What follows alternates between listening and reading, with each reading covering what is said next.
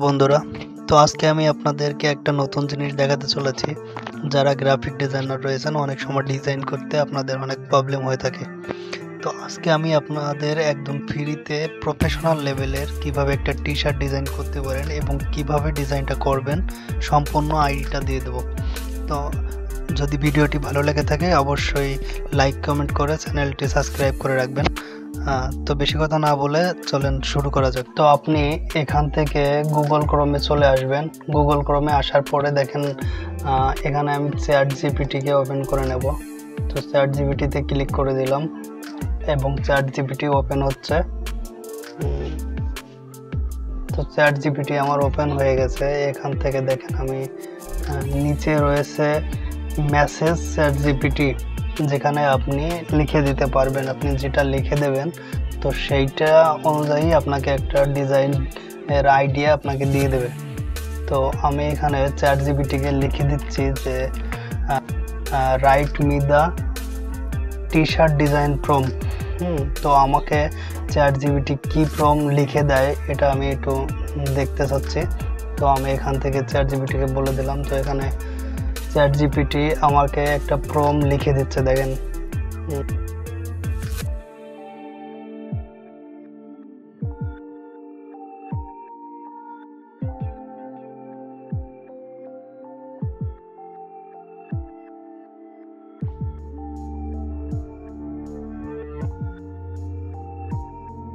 প্রমটাকে সম্পূর্ণ কপি করে নিচ্ছি এবং এখান থেকে আমি রিক্যাপ্ট ওপেন করে নিয়েছি। রিক্যাপ্টে গিয়ে আমি এখানে ভিক্টর আর্ট যে ডিজাইনটা রয়েছে এর ভিতরে আমি এটাকে পেস্ট করে দিলাম।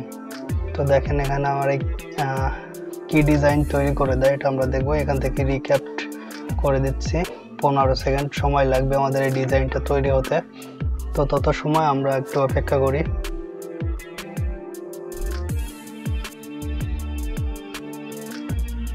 আমাকে কিন্তু চ্যাট জিপিটি একটা সুন্দর ডিজাইন সারপ্রাইজ দিয়ে দিয়েছে। এখান থেকে আপনি দুটো ডিজাইন পাবেন। দুটো ডিজাইনের ভিতরে যে ডিজাইনটা আপনার সবথেকে বেশি পছন্দ হবে সেই ডিজাইনটাকে আপনি ডাউনলোড করে নেবেন। তো আমার কাছে এই ডিজাইনটাই ভালো লাগছে। তো আমি এই ডিজাইনটাকে এক্সপোর্ট করতে সেভ এসভিজি ফাইলে ডাউনলোড করে নিলাম। তো এসভিজি ফাইলে ডাউনলোড করার পরে আপনার কিছু কাজ রয়েছে, এটাকে দিয়েছে। এটাকে আমি ইলাস্ট্রেটরে ওপেন করে নিচ্ছি, একটু সময় লাগছে।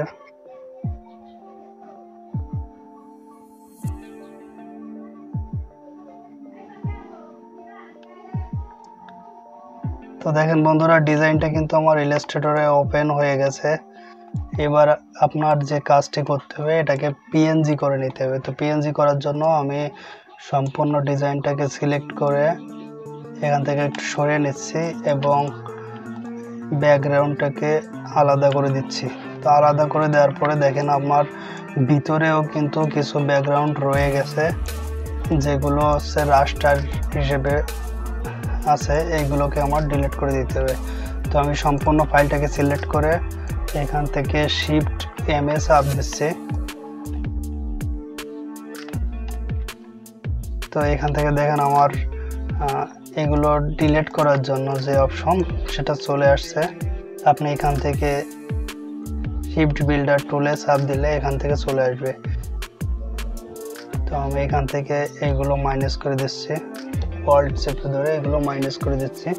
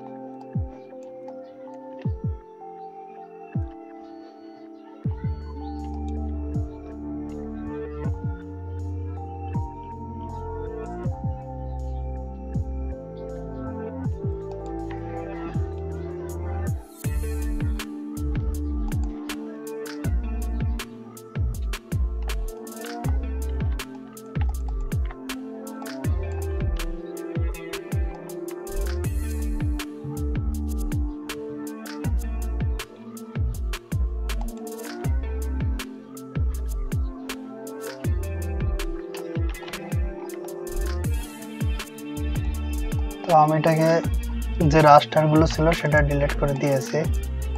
এখান থেকে দেখেন রাস্টারগুলো কিন্তু দেখা যাচ্ছে না, এবং এখান থেকে ডিজাইনটা অনেক সুন্দর হয়ে গেছে। তো এটাকে আপনি একটা সবগুলো সিলেক্ট করে গ্রুপ করে নেবেন। গ্রুপ করে নেওয়ার পরে আপনি এখান থেকে এটা রেজুলেশনটাকে একটু বাড়িয়ে নেবেন। তো রেজুলেশন বাড়ানোর জন্য আমাকে এখান থেকে সাইজটাকে ঠিক করে দিতে হবে। তো আমি এখান থেকে দেখেন শিফট ও চাপ দিলে আপনার এই সাইজটা চলে আসবে, যে আর্টবোর্ড টুলস নামে পরিচিত। তো এখান থেকে আর্টবোর্ড টুলসটাকে আমি 4000 করে দিচ্ছি, 4000 বাই 4000 করে দিচ্ছি। আমি এটাকে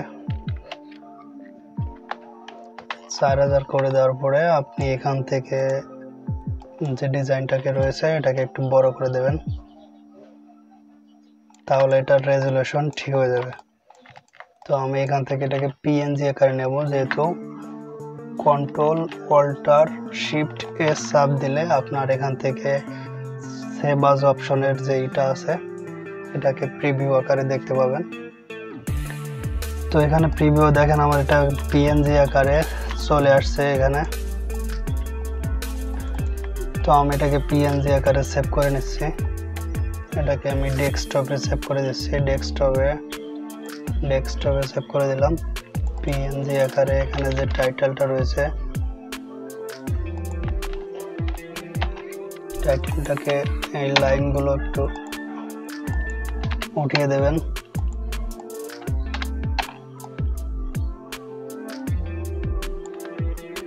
টেক্সট বোল্ড টেক্সট বাস এই পর্যন্তই আমি রাখবো। বাকি যে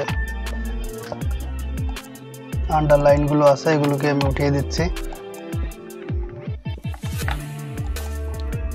এবং এখানে পিএনজি আকারে আমি সেভ করে দিচ্ছি।